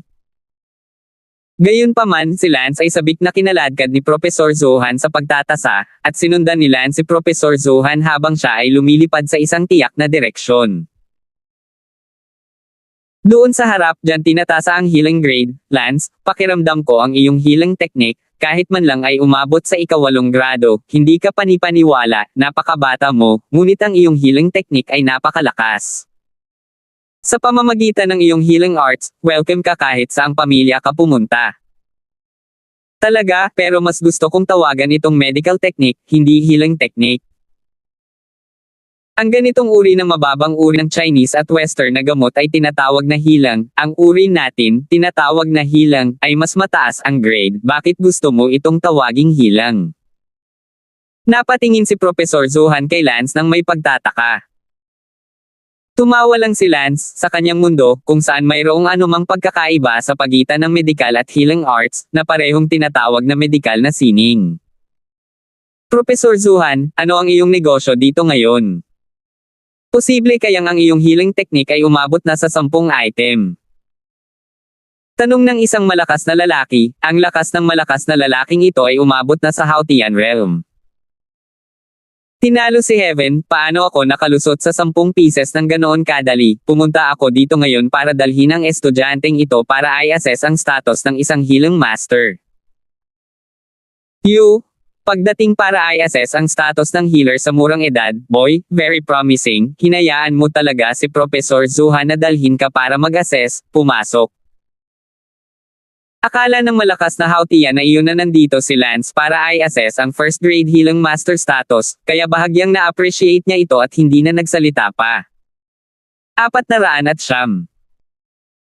Sa paglalakad papunta sa assessment room, may mga naka-display na hanay ng mga tuyong katawan, mula kaliwa hanggang kanan, a dry body number 1, number 2, number 3, number 4, at hanggang sa number 15. Sa kabuuan, mayroong 15 tuyong katawan. Sinabi ni Professor Linhan, Lance, ang bilang na ito hanggang sa bilang na 15 tuyong bangkay ay mga props na ginagamit para sa pagtatasa. Kung maaari mong pagalingin ang numero 1, kung gayon ito ay isang healer sa unang baitang, at iba pa, at kung maaari mong pagalingin ang ilang numero, ito ay ilang mga manggagamot. Makikita mo sa iyong sarili kung gaano karaming mga numero ang maaari mong pagalingin, at maaari mong subukan ang mga ito ng paisa-isa. Nagtanong si Lance, hindi mo ba sinabi na may kabuoang 18 pin ng mga healer? Bakit may 15 to yung katawan lang? Tumawa si Professor Han, Lance, may 18th item man ang healer o wala, hindi ito isang bagay na sigurado ng sinuman. Sa kasalukuyan, sa mundong ito, ang taong minsang nakaabot sa pinakamataas na item ay 18 item lang, kaya naman ngayon sa industriya ng healer, ang pinakamataas na item ay 18 items in common parlance. Kung bakit 15 lang ang tuyong bangkay dito, ito ay dahil mahirap talagang makahanap ng tuyong bangkay na bagay na higit sa 15 pins. Sa kasalukuyan ay nasa Marshall Island, hanggang 15 lang ang pinakamataas na grade, pero syempre, halos walang nag-a-assess ng 15 grades. Parang pagsukat ng taas, ang pinakamahabang ruler ay 3 meters, pero, sapat na dahil napakakaunting tao ang mas matangkad kaysa 3 meters. Iyon ang ideya. I see, then I'll see how many sizes I can heal. Sinimulang tingnan ni Lance ang numero 8. Kinuha ni Lance ang palso ng tuyong bangkay ng numero 8, at pagkaraan ng ilang segundo, sinabi ni Lance, ito ay simple. Nagulat si Professor Han, so, lampas ka na sa 8 pins. Bumalik si Lance sa #siyam na tuyong bangkay. Naging komplikado ang Dryad #siyam, at kinailangan itong seryosohin ni Lance. Medyo kinabahan si Professor Lin Han, kung mapapagaling man ni Lance si Dryad #siyam, kung gayon ang kanyang healer grade ay magiging kapantay niya, masyadong nakakatakot para sa isang binata. Pagkalipas ng ilang minuto, sinabi ni Lance, hindi mahirap pagalingin ang Dryad #siyam, ngunit malinaw naman, mas mahirap ito kaysa #8. Gayunpaman, nagpasya pa rin akong hamanin ang Dryad no. 10. Nanginig ang katawan ni Professor Lin Han, talagang hahamunin ni Lance si Dryad #10, oh my god, kung magtagumpay si Lance sa kanyang hamon, kung gayon si Lance ay magiging isa sa pinakamakapangyarihang manggagamot sa healing department ng Marshall Forest Academy, isa sa ang pinakamakapangyarihang mga manggagamot. Ito ay dahil ang pinakamahusay na manggagamot sa Martial Arts Academy ay kasalukuyang 10 lamang, at ito ay maraming taon na ang nakalipas. Umakyat si Lance sa Dryad no. 10, at kaagad, naramdaman ni Lance na ang mga pinsala ni Dryad no. 10 ay mas malala kaysa sa no. 9, at natatakot ako na ito ay daan-daang beses na mas seryoso kaysa sa Dryad no. 9. Ang pagtalo na ito sa pagitan ng 1 pint at 1 pint ay masyadong malaki. Kung ang paggamot sa isang malamig na sakit at ginagamit ito upang hatulan ang grado, ito ay nasa bandang 9 na baitang, ngunit ang no. 10 na ito ay daan-daang beses na mas mahirap kaysa sa paggamot sa isang malamig na sakit. Nadama ni Lance na ang kaalamang medikal na natutunan niya ay medyo hindi sapat. Ngumiti si Professor Han, Lance, kung sa tingin mo ay napakahirap, gamutin mo na lang ang Dryad no. 9, kapansin-pansin na kaya mong gamutin ang no. 9. Ang totoo, sa buong Marshall Academy's Healing Department, sa labas ng ang 12 propesor, 3 lang ang 9 na baitang, at mayroon pang 9, lahat sila ay 8 baitang. Kapansin-pansin ka na kung naging 9 na baitang manggagamot ka, at may 9 pang propesor na hindi kahit kasing galing mo. Nagulat si Lance, sa 12 propesor sa Marshall Academy, 3 lang ang nakaabot sa 9 na baitang. Kung si Lance ay naging 9 na baitang manggagamot, hindi ba siya mas makapangyarihan kaysa sa karamihan ng mga propesor? Gayunpaman, ayaw ni Lance na hamanin ang 9 na baitang, ngunit ang 10 baitang. Gusto mo talagang hamanin si Dryad X? Sabi ni Lin Han na may pag-aalinlangan. Sinabi ni Lance, oo, hahamunin ko ang 10 Dryad, magiging 10 baitang healer ako kahit na tumagal ng 1 araw. Nako, napakatapang mo. Ngumiti si Professor Lin Han, ngunit wala man lang siyang pananampalataya, si Lance ay napakabata pa para magtagumpay, ang pagiging 9 na baitang ay hindi man lang tiyak. Gayunpaman, si Lance ay walang kahit isang sulyap sa kalagayan ng Dryad no. 10. Ang Dryad number 10 ay 100 beses na mas mahirap gamutin kaysa sa malamig na sakit. Si Lance ay gumugol ng lakas ng utak sa paggamot sa malamig na sakit noong una lugar, hindi banggitin ang 100 beses na higit sa Dryad bilang 10. Tanong ni Lance, Professor Linhan, mayroon bang takdang oras? Umiling si Professor Linhan, walang limitasyon sa oras. Noong una kong tinaasa ang siyam na manggagamot, gumugol ako ng 2 araw at 1 gabi sa pagpapagaling. Ang tagal. Nagulat si Lance at sinabi sa kanyang puso, ika-9 na Dryad, kung hahamunin ko ito, aabot ito ng wala pang 3 oras. Mukhang mas mataas ako kay Professor Linhan, kaya magkakaroon ako para hamunin pa ang Dryad number 10. Sa loob-loob, sinabi ni Lance, kung seryoso akong nag-aral ng medikal na sining mula kina Shisho at Uncle noon, kung gayon ay higit pa ako dyan ngayon. Bangkay ay hindi magiging isang bagay sa lahat, at ang numero 11 ay isang posibleng hamon. Kung si Shisho ay narito, ako ay natatakot na ang ika-15 Dryad ay hindi kahit na maging sapat upang hamunin siya. Naiinis lang ako na hindi ako nag-aral seryoso in the first place. Sinabi ni Professor Linhan, Lance, dahil napagpasyahan mong hamunin ang numero 10, nais kong magtagumpay ka, walang limitasyon sa oras, kaya huwag kang mapilit. Halos walang pumupunta dito, babantayan kita sa labas. Salamat Professor Linhan. Pagkatapos mag-walkout ni Linhan, tanging si Lance na lang ang naiwan. Sinubukan ni Lance na isipin at i-diagnose ang kalagayan ng ika-10 tuyong bangkay, talagang mahirap ito. 100 beses na mas mahirap kaysa sa isang malamig na sakit walang kaalam-alam. Totoo bang nasa siyam lang ang level ko?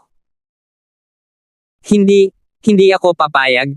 Ako ay isang disipulo ng isang banal na manggagamot sa aking nakaraang buhay. Paano ako magiging kapareho ni Professor Linhan at sa mga taong ito? Kailangan kong maging 10 man lang, kung hindi, ako ay masyadong hindi karapat-dapat sa katayuan ng isang alagad ng isang banal na manggagamot. Sabi ni Lance sa loob-loob. Tila ito ay walang kabuluhan, ang buong Martial Academy ay mayroon lamang 3 propesor na umabot sa ika-9 na baitang, si Lance ay hindi maihahambing nakahanga-hanga kahit na sa kanyang ika-9 na baitang healer status, ngunit para sa kapakanan ng vanity, gusto pa rin niya ang isang bagay na mas advanced. Sa sandaling ito, sa labas, si Professor Linhan ay bumulala sa kanyang puso, itong si Lance, siya ba ay talagang napakalakas, o nagpapanggap lang siya, masyadong hindi karaniwan kung siya ay maaaring maging isang 10 grade healing master, ganoon lang siya. Matanda na siya. Sa buong Martial Academy Healing Department, mayroon lamang isang healer sa ika-10 baitang, at wala sa aming 12 propesor ang makakalaban sa ika-10 baitang. Bandang alas 4 ng gabi, pagkatapos ng isang araw ng walang pagod na pagsisikap ni Lance, sa wakas, nagsaliksik siya kung paano pagalingin ang tuyong bangkay sa ika-10 baitang.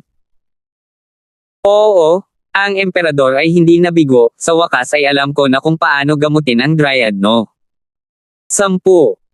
Natuwa ang puso ni Lance, malapit na siyang maging isang 10th grade healer. Agad na nagsimulang gumaling si Lance, gamit ang pamamaraan ng acupuncture, kasama ang ilang mga likidong panggamot, na inihatid sa katawan ng tuyong bangkay ng may panloob na puwersa. Makalipas ang halos kalahating oras, biglang umupo ang ika-10 tuyong bangkay. Tila may alam si Professor Linhan at nagmamadaling pumasok mula sa labas, nang makita ang tuyong bangkay na nakaupo, hindi makapaniwalang sinabi ni Professor Linhan, pinagaling mo talaga ang dry corpse no. 10, oh my God. 410. Tama, umupo ang tuyong bangkay, na nagpapahiwatig ng matagumpay na lunas. Makalipas ang halos 1 minuto, bumalik ang tuyong bangkay sa dati nitong kalagayan na hindi pa gumagaling. Lance, congratulations, ikaw ay isang healer sa ika-10 baitang. Tuwang-tuwang sabi ni Professor Linhan.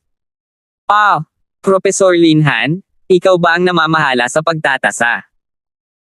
Oo, kahit sinong propesor mula sa Martial Arts Academy ay maaaring magsilbi bilang isang guro sa pagtatasa. Oh, so ngayong nagtagumpay na ako, may certificate na ba para sa akin? Ang certificate ng healer mo, ibibigay ko sa'yo kapag natapos ko na. Fine. It doesn't matter anyway, ang mahalaga lang ay nagtagumpay ako. Ngumiti si Lance. Hindi na sinubukang muli ni Lance ang Dryad no. 11 dahil alam ni Lance na sa kanyang kasalukuyang kakayahan sa pagpapagaling, tiyak na hindi niya magagamot ang no. 11 maliban kung dumating ang kanyang kapatid na babae. Ang Dryad number 11 ay isa pang daang beses na mas mahirap kaysa sa numero 10. Sige, Professor Linhan, aalis na ako. Sabi ni Lance sa magandang mood. Nagtanong si Professor Linhan, Lance, dapat ko bang iulat ito sa pinuno ng departamento? Tanong ni Don, ano ang pakinabang ng pag-uulat nito sa pinuno ng departamento? Sa tingin ko dapat kang kunin upang manatili bilang isang profesor. Umiling si Lance, hindi na kailangan sa ngayon, huwag kalimutan, freshman pa lang ako. Manahimik muna tayo sa ngayon, pag-usapan natin ito pagkatapos kong sumali sa freshman competition, ang freshman competition, kukunin ko. Sobrang seryoso. At saka, bagong estudyante ka pa, at ang pagiging 10th grade healer bilang bagong panganak ay tiyak na magiging sensational, at tiyak na makakaapekto sa pagsali mo sa newborn competition. Kung gayon, naiintindihan ko, itatago ko ito sa iyo. Pansamantala. Salamat. Lumabas si Lance, sumigaw si Professor Linhan, Lance, pwede ba kitang maging kaibigan? Be my friend. Profesor ka, estudyante lang ako, paano ako magiging kaibigan? Lance, maging kaibigan, estudyante ka, ngunit ang iyong pamamaraan sa pagpapagaling ay mas makapangyarihan kaysa sa akin. Ngumiti si Lance, okay, magkaibigan tayo. Salamat, ikinararangal ko na maging kaibigan ka, kung may hindi ko maintindihan sa hinaharap, maaari ba akong sumama sa iyo? Nakangiting tanong ni Linhan. Siyempre kaya mo, friend. Umalis si Tang Zuchen, bumalik sa kanyang unang taon na silid-aralan sa Healing Department. Si Teacher Zudangji ay nasa klase pa, si Lance ay wala buong araw, at dumating lamang sa gabi kapag malapit nang matapos ang paaralan, ngunit si Zudangji ay walang sinabi. Nakita ni Lance ang klase at bumaantong hininga. Si Zudangji ay isang 4th grade healer lamang, habang si Lance ay nasa 10 baitang na, hindi alam ni Lance kung kailangan pa niyang lumitaw sa silid-aralan na ito sa hinaharap, ay wala nang saysay ang pagpapakita sa silid-aralan na ito. Sa sandaling iyon, kumaway si Chloe kay Lance, halika at maupo. Umupo si Lance sa tabi ni Chloe, si Chloe ay tila sinasadyang nagbihis ngayon, mukhang high-end at maganda at kaakit-akit. Hindi ko alam kung para kanino siya nagbibihis, ngunit hindi pa naging si Lance. Dito naman buong araw. Sa kanyang isip, biglang naisip ni Lance kung ano ang pakiramdam ng gawin ito kay Chloe. Noon, si Lance ay birhen pa, kaya hindi siya magpapantasya kapag nakakita siya ng magandang babae, ngunit ngayon, hindi na siya. At nangyari pa rin ito kagabi, kaya nang makita niya si Chloe ay hindi naiwasang isipin ni Lance ang bagay bilang si Chloe. Tinapik-tapik ni Lance ang kanyang sarili sa ulo. Anong problema mo? Tanong ni Chloe. Wala. Late ka ngayon. Oh. Pinagmasdan ni Lance ang malawak na suso ni Chloe at hindi maiwasang isipin ang kamay nitong nakahawak sa kamay ni Sally kagabi. Hindi naman, bakit ako ganito? Tuloy-tuloy na umiling muli si Lance, pakiramdam na ang nakatagong lecherous wolf gene sa kanyang katawan ay tumama muli. Siyempre, ang malaswang gene na ito ay ang orihinal na kasama ng katawan ni Lance. Nang makita ni Chloe si Lance na nakatingin sa kanyang mga suso, namula siya, ang isang kamay ay abala sa paghila sa kanyang kwelyo. Sobrang nahihiya, ngunit hindi alam ni Chloe kung bakit, tila hindi ito masyadong lumalaban, maliban sa pagkamahiyain, walang nararamdamang galit. Nasa klase ang guro, huwag kang tumingin sa paligid. Chloe. Paumanhin, ako, ha? Napalingon si Lance, sa loob-loob na sinabi ni Lance, bakit pakiramdam ko ay biglang bumaba ang aking panlaban sa magagandang babae? Dahil ba hindi na ako virgin? Alam din iyon ni Lance. Kung ang isang tao ay mahilig uminom, hindi pa siya nakainom ng alak, ngunit kapag nakainom na siya ng alak, siya ay magiging isang alkoholiko. Araw sa hinaharap. Katulad nito, ang katawan na ito ni Lance, na dating isang lecher, ngayon ay alam na sa wakas ang panlasa ng mga babae, kaya ang kanyang katawan ay hindi na makontrol gaya ng dati, at ang kanyang panlaban sa mga babae ay nabawasan, lalo na ang mga magagandang babae. Anong trahedya, kailangan kong kontrolin ang sarili ko, nagawa ko ng mali ang aking nakatatandang kapatid na babae, paano ko muling mali sina Sally Brown at Chanel, dapat maging tapat ako sa kanila. Sabi ni Lance na may panloob na panata. Sabi ni Lance, mula ngayon, baka. Siguro ano. Noong una ay gustong sabihin ni Lance na mula ngayon, maaaring hindi na siya lumabas sa healing department dahil isa na siyang ikasampung baitang healer. Gayunpaman, hindi na ito masabi ni Lance nang makita niya ang napakagandang mukha ni Chloe. Upang maging tumpak, hindi niya maiwan ang upuang ito sa kanyang puso, at gusto pa rin niyang makita at maupo si Chloe araw-araw. Totoong bumagsak ng husto ang pagtutol sa mga kababaihan kaya't sila ay naging walang awa na umalis. Iyon lang. Huminga ng malalim si Lance. Lance, kakaiba ka ngayon. Sabi ni Chloe. Ay, oo.